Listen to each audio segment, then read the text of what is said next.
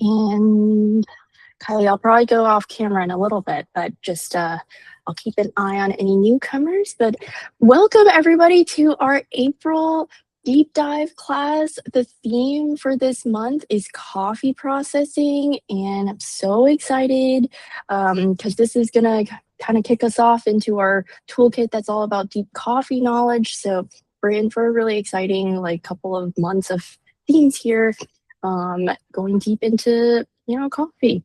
And today, I'm excited to introduce Kylie Clancy as our guest instructor. So thrilled to have you here with us. And without further ado, I'll pass things off over to you, Kylie. Thank you. I'm so excited to be here. So, hi, I'm Kylie. And I've been in coffee for about 8 years, and about 4.5 of those have been completely dedicated to sourcing. So when it comes to things happening at the farms or how we kind of get our coffee from origin to port, that's really where my passion lives. And I'm just so excited to be able to talk about it at any point. There's so many critical steps that kind of go into it, and there's so many things that are just like, it depends. But I think that's what makes coffee really interesting and makes it really fun. My background before sourcing was I was a barista. So I started as a cashier and then became a barista and then became a shift lead.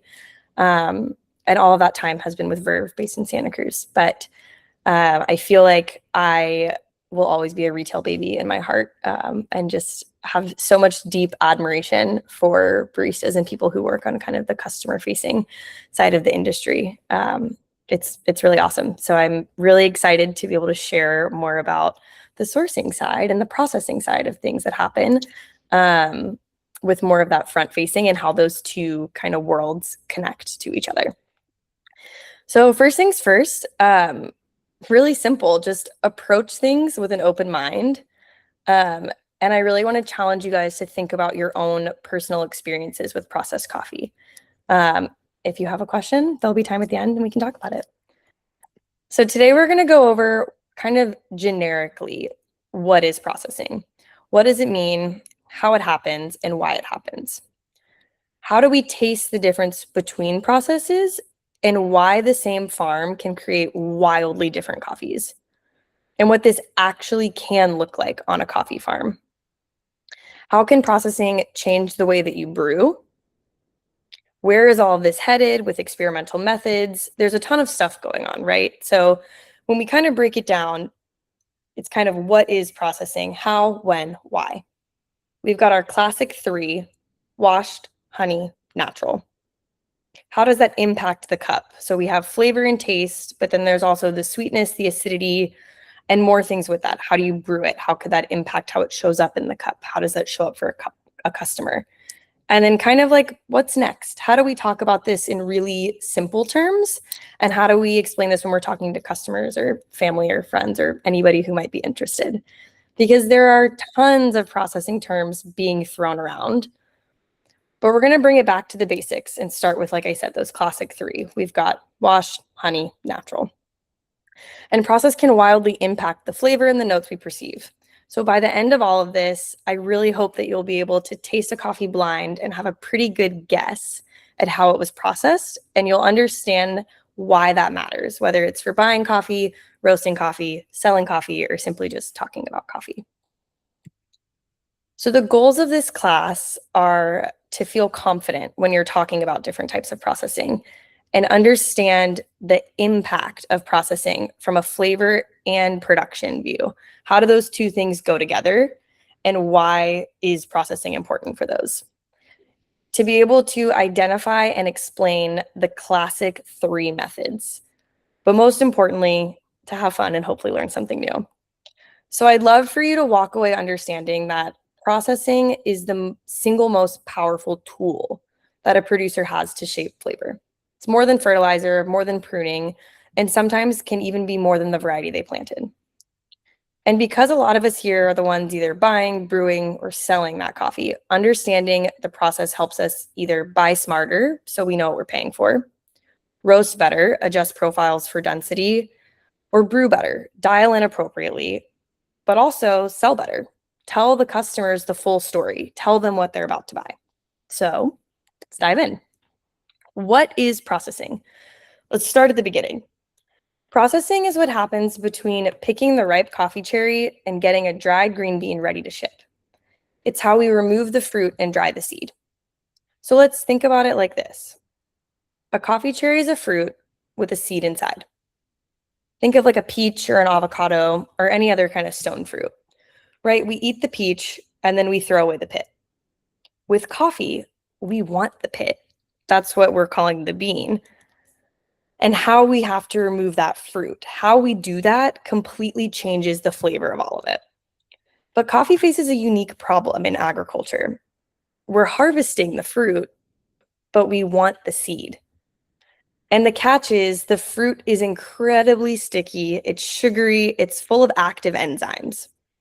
If you leave it like any fruit, it'll spoil, it'll go bad. But if you dry it too fast, you trap the moisture and you can also get mold. If you dry it too slow, the fermentation can go wild. So processing is really about managing the decomposition in a way to get a clean, stable, and shelf-stable bean. It's all about controlled and uncontrolled variables. So when we think about it, why does that matter? It's a flavor decision, not just a logistical step. Think of it like cooking methods, raw versus roasted versus grilled vegetables, same vegetable, but they all have totally different tastes. And processing is that choice for coffee. It can be impactful for origin too, if you think about it that way. It's just as important as the origin of the coffee. An Ethiopian natural and an Ethiopian washed from the same farm can taste like completely different countries. And we spend so much time talking about origin, but processing really can end up accounting for somewhere to like 40 to 50% of the flavor profile, if not more, with some of these more modern processing practices. But on top of that, it really does affect everything downstream. So when we think about it for roasters, the process impacts how you roast it. When we think about it for baristas, how do you dial it in? And when we think about for customers, what are you tasting in that cup? Right? Even on a sourcing side, when I taste a coffee and I'm like, whoa, this tastes like a crazy natural. And then I look at the card and I'm like, it's a washed coffee. And then that kind of opens up this whole other level of now I need a lot more information on this. Because what I was assuming was a really wild natural is actually washed. So how did they get to that flavor profile? How did they do this? And that's why processing really does impact every sort of level that we interact with coffee. But before we jump all the way in, we need to start by looking at the cherry itself. It's a lot easier to understand what processing is when we know what we're processing. So I was using the analogy of a stone fruit earlier, and we're going to kind of stick to something like that. If you think about the coffee cherry, on the outside, you have the skin. And then right underneath that skin, you have a fruit, just like a normal cherry, like a peach or a cherry or any other sort of stone fruit basing. Skin, fruit. And then inside of that, that's where we have our pit or the seed. And underneath that, there's this layer of parchment that kind of protects it. It's like a papery shell. And then right between that, there's like a super thin layer called a silver skin. And then right below that is actually the coffee bean. That's the part that we're going to roast and drink and really talk about. But everything that producers do to the whole cherry in front of it, all of those other parts can impact how we taste the seed or the bean itself. So now that we understand the anatomy, at what part do you remove the fruit? So if you remove it immediately, as soon as you pick it and you just get everything off, we just are going to keep the parchment and the bean itself. That's washed coffee. If you're going to take the skin off, some of the fruit off, but we're going to leave some of that like sticky mucilage hanging out on there to dry, that would be a honey. And if you're going to leave it all to dry on its own, completely in one piece, skin, fruit, all of it together, that would be a natural. So let's think about the classics. And I'm calling them the classics because these really are the three foundational processing methods in coffee processing. So like I was saying, you have washed, or you'll sometimes see that as wet process. The fruit is removed immediately, sometimes fermented in water, sometimes just quickly moved and then dried. The result is a clean and bright coffee that really lets the terroir shine through. So think about it like this is what the coffee inherently tastes like. Nothing crazy, nothing else done. This is just a beautiful expression of that coffee. And more often than not, you'll see that being clean, brighter acidity, and a pretty light body. If we look at honeys, the skin is removed, but that sticky fruit mucilage I keep talking about was left on during drying. So it's somewhere in between sweet and balanced. Think like a controlled fruit influence. And I think what really throws off people with honey sometimes is they're thinking, oh, there's actually honey in this coffee. They actually put the like honey in the process, and it's not. But it does have that kind of like stickiness. So there's the fruit, but no skin. And it really creates, like I said, this like balanced sweetness, medium body, moderate acidity, a controlled fruit influence. And then we have naturals. So naturals are fruitier, heavier body, typically can be lower acidity. And that's when the whole thing is dried together. All the fruit is still on, all of the skin is still on, and it can really result in this fruity, funky, heavy, like almost wine-like cup of coffee. So think about it as the fruit influences the bean during drying. So unlike washed, where as soon as you have it, you strip everything off and you're getting just the seed itself. You get a lot of the terroir that shines through, a lot of maybe the exact variety that's happening. With naturals, it's leaning more into that, like the fruit is there. You've got the fruit itself interacting with the seed for a long time. And when that happens, the sugars are spending more time in contact with the bean itself. They visibly will look different, they smell different, and they taste different. So process and terroir, they all kind of go together. And we spend so much time in coffee talking about origin, whether it's Ethiopian coffee, Colombian coffee, Kenyan coffee. And yes, terroir definitely matters. It is one of the like key 4 factors that go into what makes a cup of coffee. Soil, altitude, rainfall, microclimate, all of that creates the foundation for flavor. But the thing is, terroir sets the foundation. Processing decides how you hear it. So if you think of it almost like a musician with a great voice, terroir is the voice, but processing is whether they're acoustic or with a full band or however else they want to showcase their voice. The voice is still there, but the expression changes completely. And Ethiopian coffee will always have some inherent Ethiopian-ness, floral, tea-like, complex. But when we start thinking about it in terms of process, we might see a washed Ethiopian coffee be more like jasmine, bergamot, bright lemon acidity, maybe even a little stone fruit or white peach. When we think about a natural Ethiopian coffee, blueberry, strawberry, wine-like, heavy body, deep red fruits. Both are Ethiopian, and both are expressing the terroir. But processing is amplifying the different aspects. So when we say that processing and terroir work together, we mean terroir gives you the ingredients. Processing is the cooking method, but you need both to understand that final dish, right? So like we were saying, processing really amplifies or mutes the qualities that the terroir will inherently show on its own. But how is the process chosen? There's different ways to do things. There's different ways you can do even washed coffees or honeys or naturals. But at the end of the day, it's a choice that the producer makes. And there are 2 really big things that go into it, and it's market access and demand and controllable and uncontrollable variables. And this is where it gets really wild because you can take the exact same lot of cherries, same tree, same picking day, same ripeness level, and create 3 coffees that taste so different to a point that somebody who cups professionally might even think that they're from different countries. Why? All of that is because processing controls 3 massive variables in coffee production. How much fruit contact the bean gets. So kind of going back when we were talking about those big 3.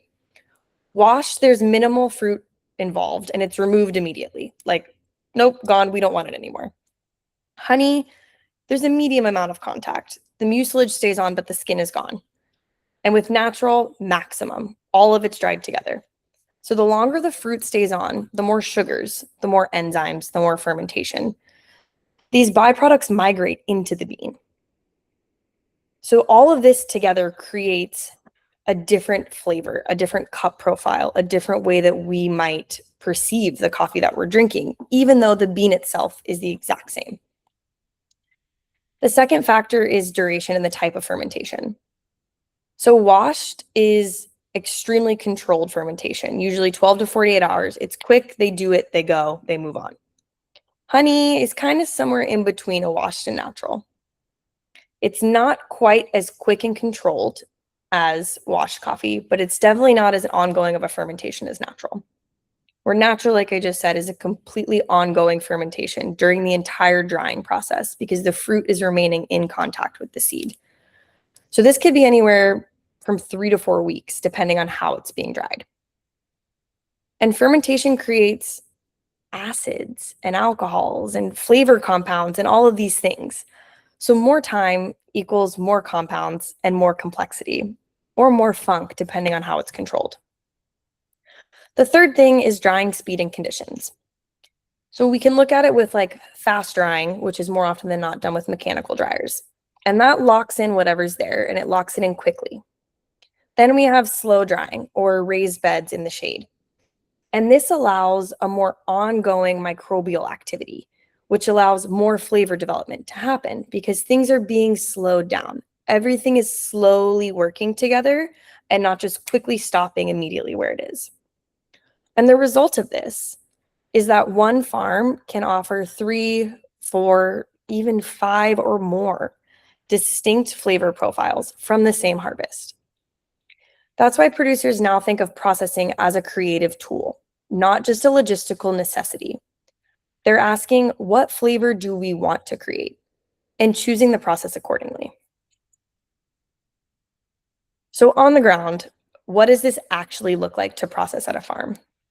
There are so many more factors that go into how the process is chosen, but this connects back to the uncontrollable variables that we just mentioned. So let's get practical for a second. What does processing actually look like when you're standing on a farm? Resources, let's start there. This one is huge. Wash processing requires a lot of water. You're washing the coffee. And we're talking of like hundreds of gallons per ton of coffee.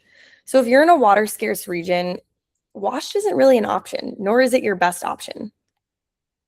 You also need to think about infrastructure, fermentation tanks, washing channels, sometimes mechanical depulpers.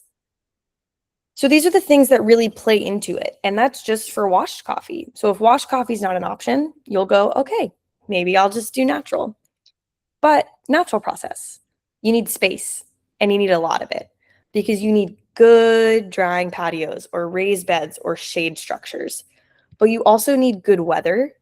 You need that consistent sun and low humidity. Otherwise, you start to really risk mold.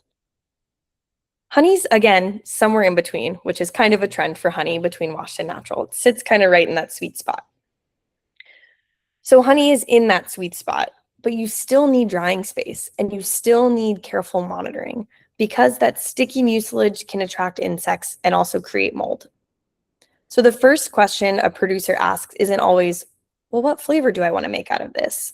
Sometimes it's, what resources do I actually have to produce a high quality cup of coffee? And then when you start thinking about it as labor, washed is super labor intensive. You're depulping, fermenting, washing, and then drying. And you need people to do things at each one of those stages. And it's all completely manual intensive labor more often than not, especially on smaller farms. Natural is less labor intensive in terms of steps, but you need people to be constantly turning and rotating those cherries on the drying beds to prevent mold and ensure even drying. So it's extremely time consuming and it needs to be done over a long period of time, those 3 to 4 weeks, maybe even more, depending on the conditions of the weather. And once again, honey is in between, but it's the really fussy one. So you're managing those really, really sticky beans that want to ferment unevenly. Then there's all the risks that get added into this. And this is a big one. Processing is honestly one of the places where a lot can go wrong. Rain during drying, you might lose the whole lot to mold. Fermentation goes too long or too wild, now you have ferment defects, sour, overripe flavors that are extremely unpleasant. You dry too fast, you trap the moisture inside and get storage defects later on. Natural process is the highest risk because you're drying the whole cherries. So if the outside dries too fast and the inside is still wet and fermenting, you'll start to get a lot of mold. While wash might be at a lower risk because you've removed the fruit, you can still mess up fermentation quite a bit. And with climate, if you're in a high humidity region, a natural is a nightmare. Think about if you had a fruit at home and it was super wet outside, it would just constantly, it would never dry out properly. It would constantly kind of be in this state of unpleasant mush. So you can't dry fruit fast enough before it molds. And that's why East Africa is mostly washed. They have rainy seasons that overlap with the harvest. But if you're in a dry climate like parts of Brazil or Ethiopia's southern regions, natural works beautifully. You have consistent sun, you have low humidity, perfect for drying fruit. However, that might be happening right now. The weather patterns that we're experiencing today might not match the weather patterns that happened last year or the ones that will happen next year. So it's constantly an ongoing evolution. But the overall point here is that processing isn't just a flavor choice. It's shaped by geography, economics, infrastructure, and risk tolerance. So when you taste a washed Kenyan, you're tasting a decision made based on all of these factors that the producer chose to make in what he thought could showcase his coffee the best way. But how does all of this impact brewing? So now let's talk about what this means for you, whether you're roasting, brewing, dialing in espresso. Density, and now this is critical. Natural processed coffees are typically less dense than washed coffees. But why? Because during that natural processing, the bean is absorbing sugars and fermenting inside the fruit. And that will create a slightly more porous structure. So what does that mean in terms of brewing? For natural coffees, you might want to grind a bit finer than you normally would. They're less dense, so water will pass through them faster. With washed coffee, it's more of a standard approach. They're denser, more consistent. If you don't always adjust for this, you risk possible problems with extraction. So you can under extract your naturals and wonder, why is this tasting thin? The same thing kind of goes for water temperature. Once again, naturals can be tricky. So they've got a lot of those developed sugars and fermentation. And all of that's going on all within the compact little bean. So if you brew too hot, you can pull really bitter and over fermented flavors out. Around like 195 degrees to 200 degrees, I found works really well when I'm brewing naturals. You're not trying to extract more. You're managing what's already there. For washed coffees, more maybe a little bit hotter, closer to like the 200 or a little bit over. You're extracting that brightness, the sweetness. So those higher temperatures really, really help. But then we also have to keep in mind about extraction targets. And this is where it can get super nuanced. With washed coffees, you can push extraction higher, 22, even 23%. You're chasing the sweetness. You're chasing the clarity. There's less risk of pulling funky flavors because there's less fermentation baggage. With natural coffees, once again, be a little bit more careful. If you over extract, you pull those really boozy, ferment-heavy notes that can become overwhelming in the cup. I find that for me, I'm usually aiming for like a 20 to 22%, and then stop there. You want the fruit, but not the funk. I think the biggest takeaway from how the process impacts the brewing is you can't brew or roast every coffee the same way because processing changes the physical structure and the flavor compounds in the bean. So your approach has to change with that too. So how do we talk about this? And my biggest piece of advice is always to keep it simple.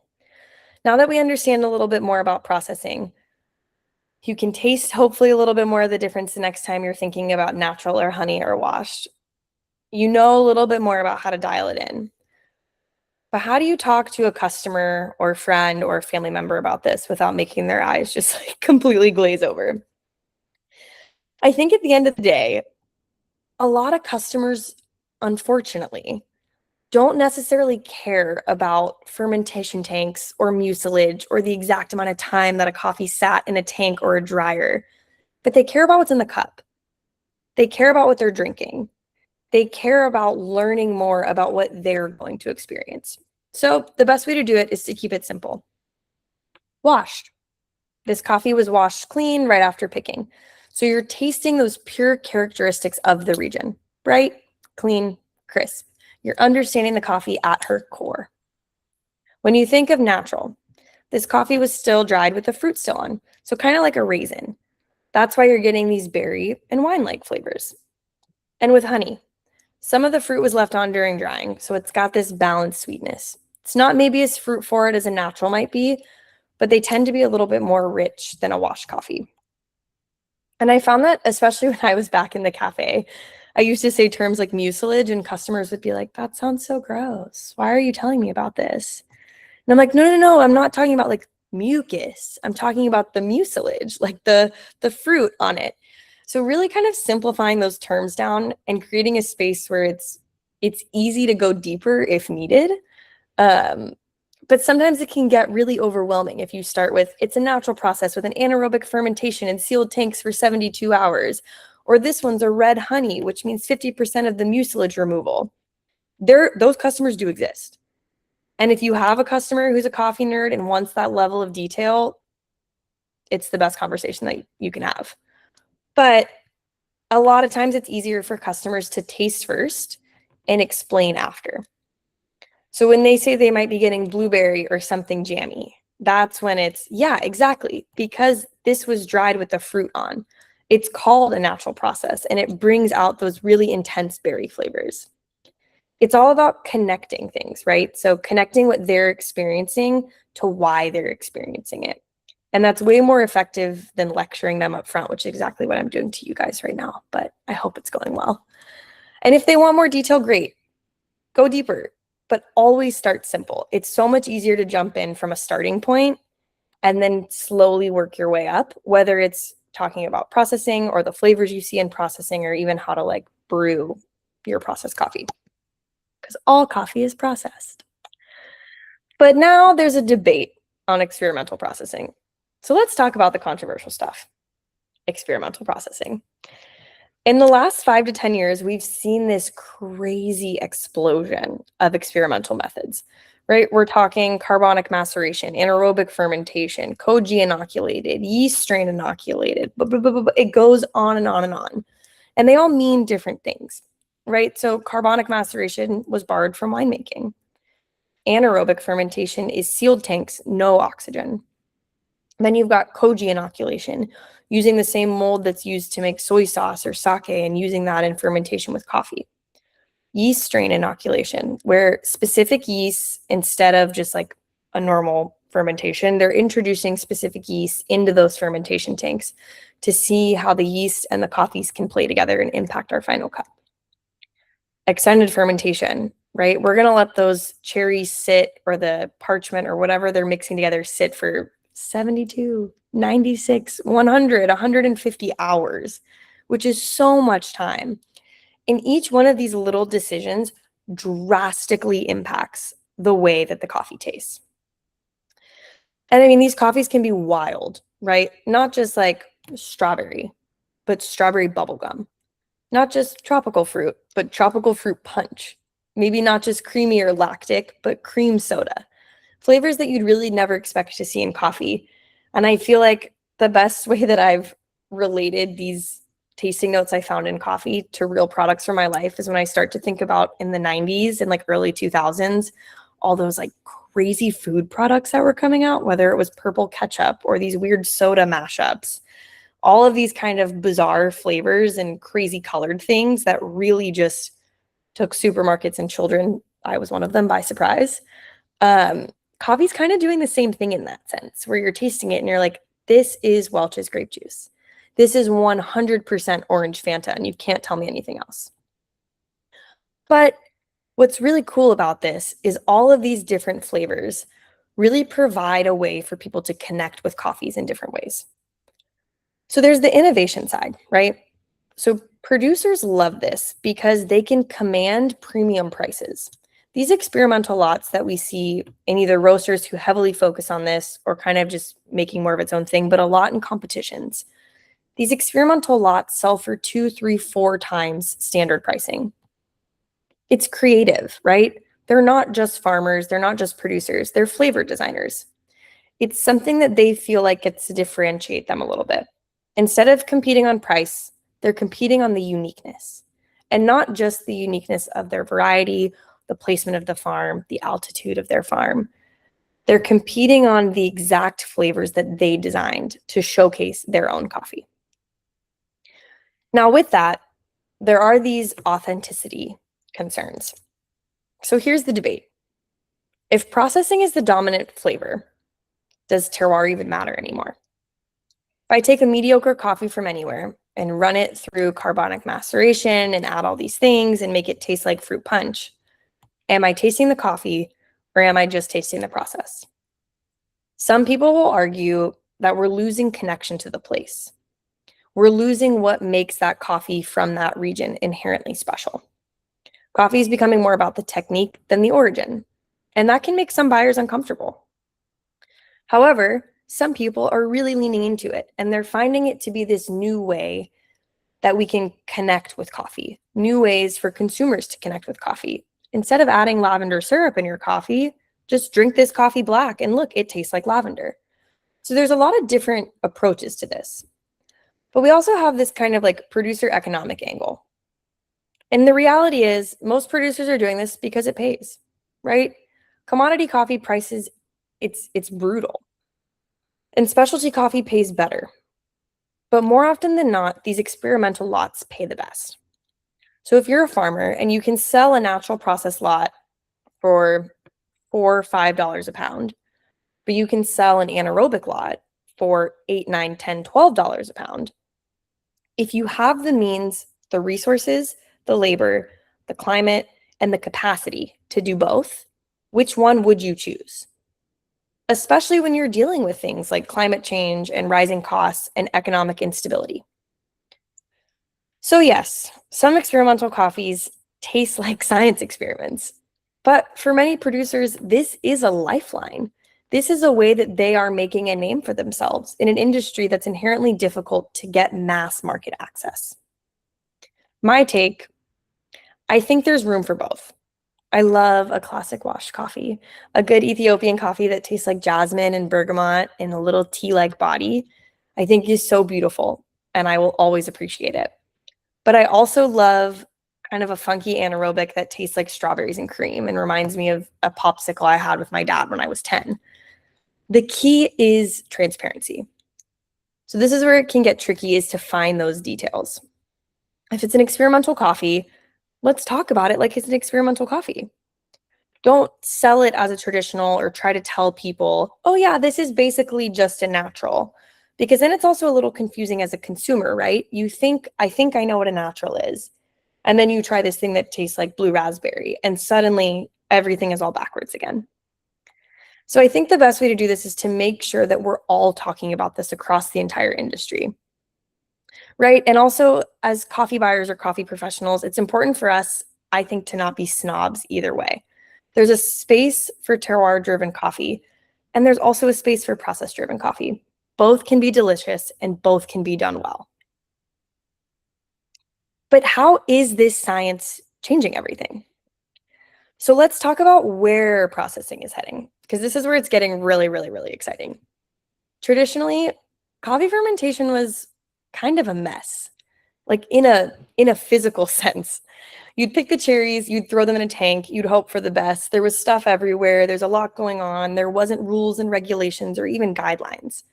And there's still necessarily not. The thing is, when you're throwing these cherries in a tank and you're hoping for the best, there's natural yeast and bacteria that will just kind of do its thing, right? Sometimes it tastes great, and sometimes it really doesn't. But the problem here is, once again, these were uncontrollable variables. You couldn't make that decision as a producer, and you couldn't, as a buyer, know until you had the final product. But now we're seeing producers start to treat fermentation like winemakers or brewers do, as a really niche specialty beverage. And they're starting to control a lot of these variables. So, temperature control. Fermentation produces heat. And if it gets too hot, you'll start to get these really sour and vinegary flavors. Some producers are even using temperature controlled tanks to keep a steady fermentation temperature to avoid those off flavors. Another way to control these uncontrollable or traditionally uncontrollable variables would be to do pH monitoring. So as fermentation progresses, pH drops. By monitoring your pH, producers can stop fermentation at the exact point they want to stop it. So let's say when it hits 4.5, that's where they're going to stop it every time. And this can really help them create consistent results for batch after batch after batch. It creates a product that they know they can rely on. We also have yeast inoculated things. So instead of relying on the wild yeast, like I was saying, which will vary farm to farm, day to day, some producers are inoculating with specific yeast strains, the same way that breweries use a specific yeast for IPA versus a stout. So what this means is they can say, I want this coffee to have strawberry notes. And they'll pick a yeast that produces strawberry notes. And you'll actually get strawberry in the cup consistently and repeatably. Also, we're seeing oxygen control. And I mentioned this earlier very briefly, but anaerobic versus aerobic. So aerobic fermentation is with oxygen, and that will produce certain flavor compounds. So just think of that traditional tank or bucket or anything sitting open, and the cherries are just hanging out and they're fermenting. Anaerobic would be sealed, so no oxygen, with a lid or tied up in a bag or in a sealed tank that maybe is pressurized or vacuumed or whatever anybody is doing these days. And these anaerobic sealed tank fermentations produces way different flavor compounds than the aerobic ones. Often they can be fruitier or more intense. Some producers are even running split batches, which I think is really cool to see. So they'll take the same cherries and they'll do one batch aerobically and one batch anaerobically, and then do a comparison of the results. But at the end of this day, what does this mean for the future? Is coffee becoming more like wine and beer? Maybe. Producers are going from they're hoping it turns out well to I'm designing a specific flavor profile. And the other question that's coming with this debate is that a good thing or a bad thing? And I think it really depends on your perspective. The optimist says this is amazing. Producers have more control, they have less waste, they have a higher income, and we're getting a lot more interesting coffee in the market. This is really pushing consumers to start thinking about coffee in a different way.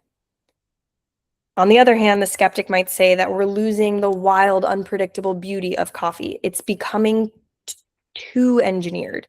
It's becoming too specifically and meticulously done. And much how I was talking about traditional process versus experimental processing, once again, I think the truth is kind of like our honey process and sits somewhere in the middle. Science is a tool, and some people will use it to make incredible, thoughtful coffee. Some will use it to chase trends and make gimmicky stuff. But as buyers, roasters, baristas, or even consumers, I feel like it's our job to taste critically, but really support the people who are doing it well and really support the journey that the producers want to go on to showcase what they think they can pull out by doing all of these different processing methods, whether it's traditional or experimental. So, okay, we've covered a lot in this last hour, but I'd really like to kind of hone in with these three big takeaways. Processing is as important as terroir. You can't understand a coffee by origin alone. A washed Ethiopian and a natural Ethiopian are different coffees. Processing can shape 40 to 50% or maybe even more of what we're tasting. So when you're buying a bag of coffee or you're talking to somebody about coffee, talk about the process, ask about the process, because it really does matter. Processing is a tool to shape flavor. It's not just a step. Producers aren't just processing coffee to get it dry. They're making creative decisions, sometimes economic decisions, business decisions, about what flavor profile to create. And the more that we can understand that, the better we can buy coffee, roast coffee, brew coffee, sell coffee, and even talk about it. And lastly, understanding processing helps us do our jobs better. So buyers, you know what you're paying for and why.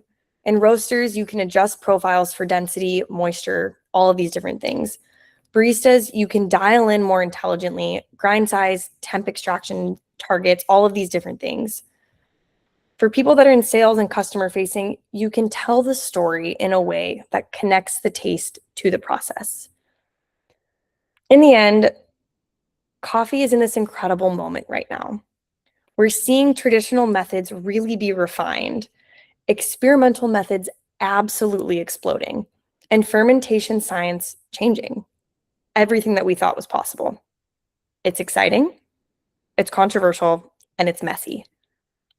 But at the end of the day, the goal is the same: to get a delicious coffee in the cup, support the people who grew it, and help customers understand why it tastes the way that it does.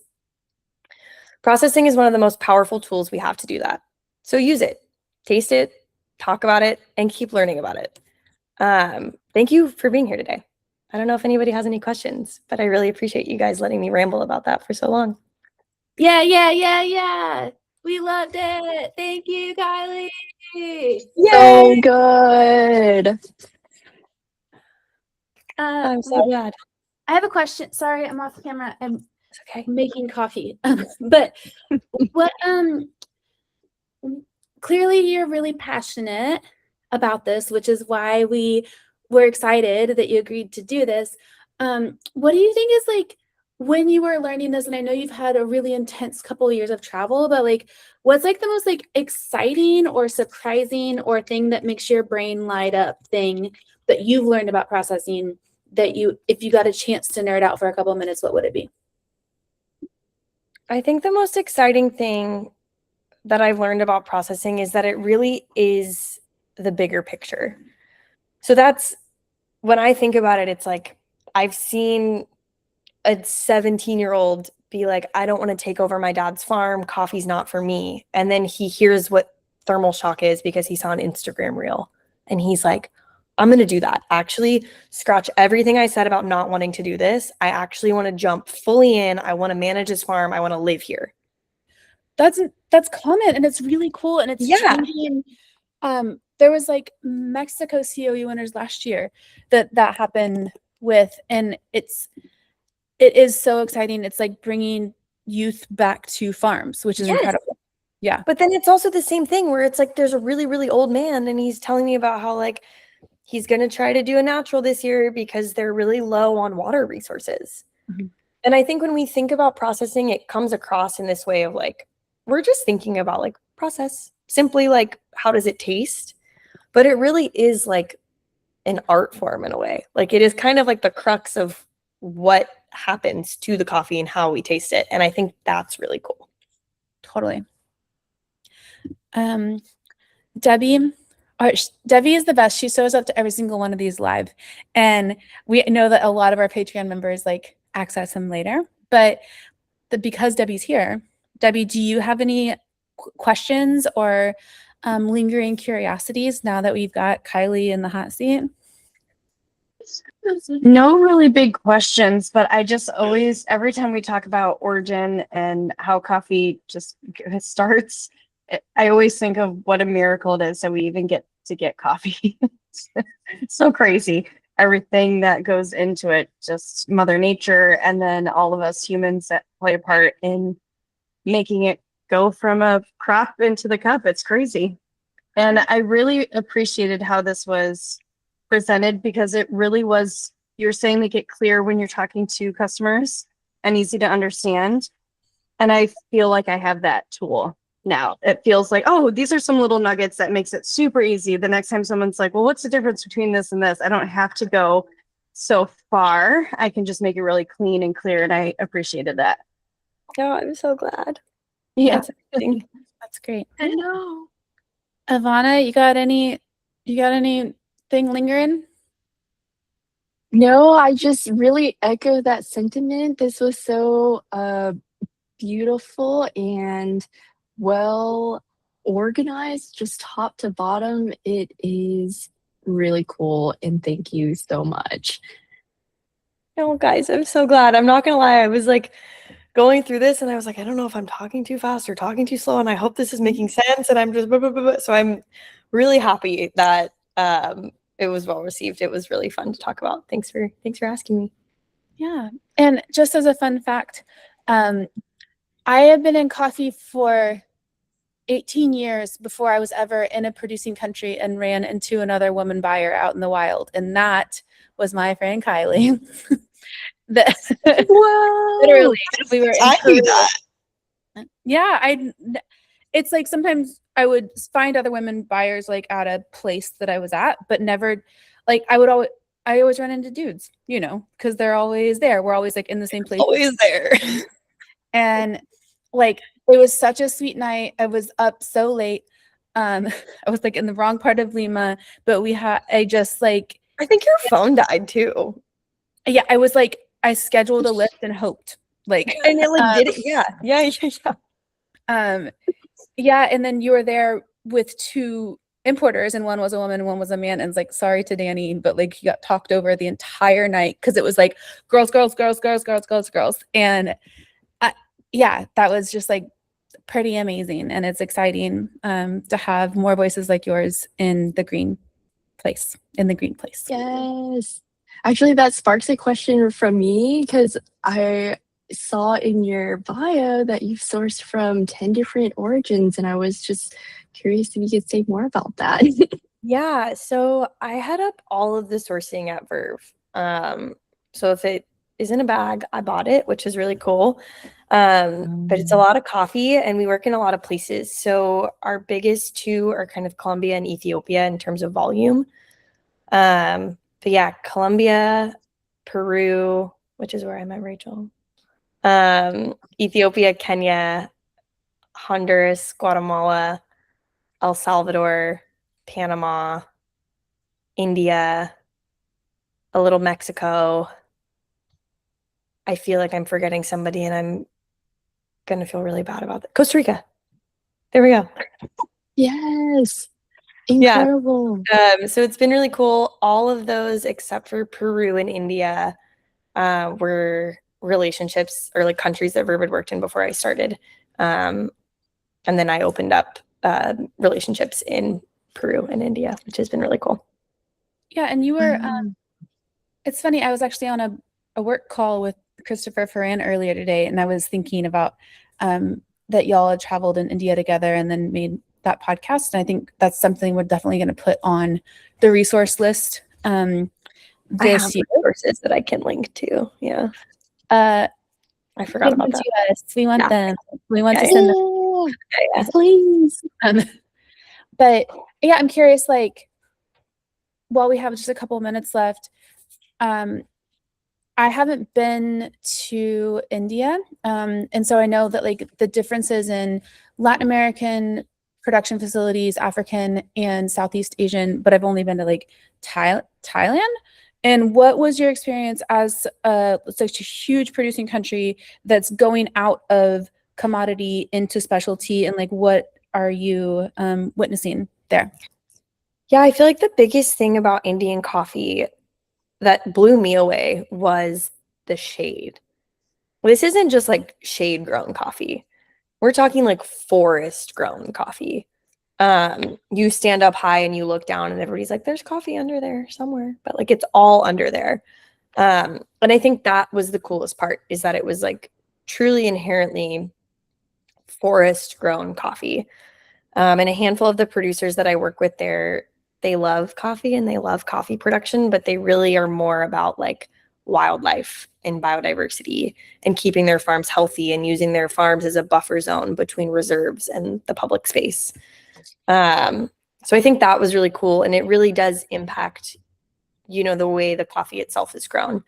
But there is, I mean, I saw everything from like super small scale, like people experimenting with fermentation using like a watering can, and then massive fermentation tanks that are like pumping coffee all the way into a dark room with zero human touch, like full scale on both sides, which I think is really cool. You know, it's kind of that thing where like I just feel like the more we can get anybody talking about coffee, it's a step in the right direction.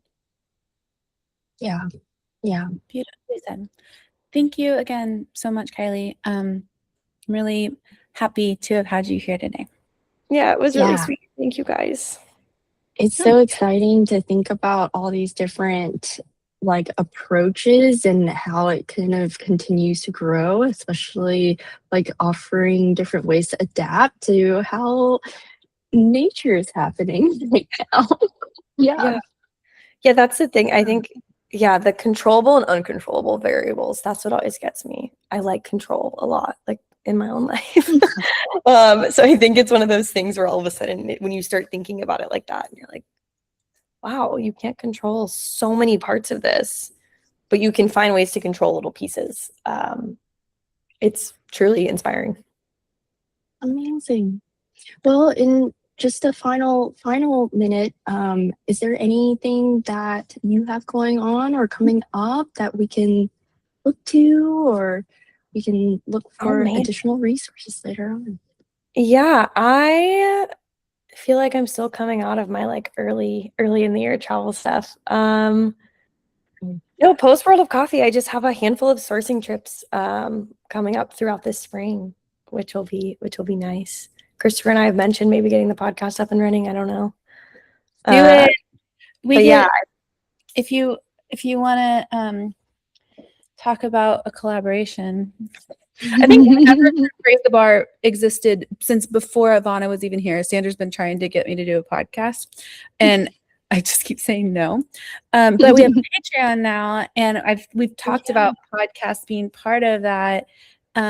And I know that it's something that keeps resurfacing, and what y'all bring and the way you both are excellent explainers is really aligned with what we do. Sorry, Debbie. But yeah, get the band back together. no, we have a lot of fun with it. Yeah. But yeah, no, I mean, I feel like if you're interested in seeing more about like what I do at Origin, I post a lot of Instagram stories. That's about the best way to see it. Where are you headed next? I think Panama. Oh, are you going to go to World of Coffee Panama? That's in October, isn't it? Or is that before Yes. that? I have no idea. I'm trying to get down there before the end of May. Hmm. And then get to Honduras before the end of May. Try to go to both. Did you know that the 90 plus farm is for sale? No. That was my biggest tea coming out of Expo. I missed that. So if you know a Panamanian and not a non-Panamanian who wants to buy it. Yeah. Interesting. Planting seeds. Yeah. Put it on there and scope it out a little bit. Well, thank you. Thank you guys. Honestly, it was really special to be able to talk about this stuff. I'm very honored.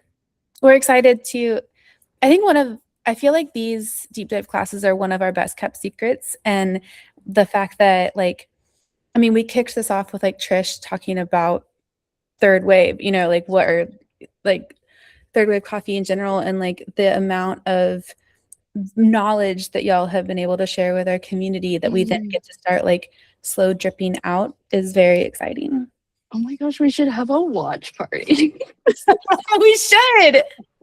That should be the next thing. The next like event should just be like a watch party, but it's like PJ, like slumber party themed. Like get all the snacks. Yeah. Okay, well, that's kind of what the first night of Level Up was like, because Jackson did he did like 2 nights of programming of like supercuts of industry scenes and films, followed by Purple Rain, and we had like popcorn and soda and anyways, we'll run it back. Anyways, what are you?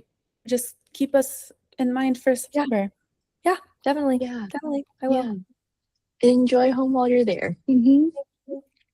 Have a good day, Debbie. Thanks for Bye, coming, everyone. Debbie. Thank you. See you later. Bye. 5,